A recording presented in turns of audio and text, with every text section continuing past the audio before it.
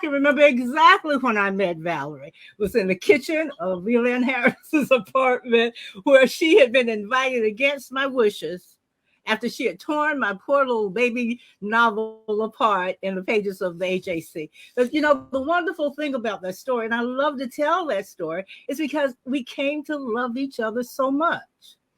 People are always talking about love at first sight, but there are other things besides love at first sight. There's that love that you get into, that you get over your differences and you settle into, and that's the kind of love that Valerie and I finally had. That's sort of I write about our rocky road to love, and that was it.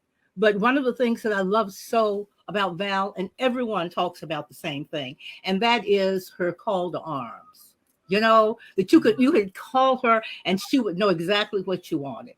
After our rocky beginning, she had the nerve to find me our assistant, literary assistant, for a project that we did in 2020.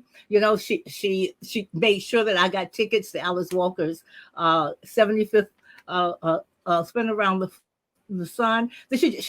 She made sure at every turn that I felt like a special person.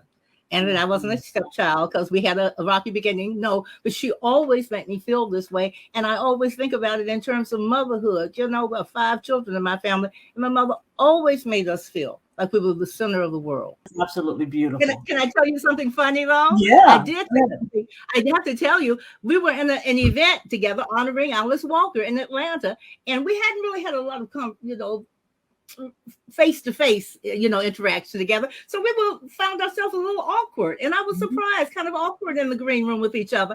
And so I leaned over to break the ice and said, "Gosh, I wish you review all my books." I said, "That book sold more than any of my other books."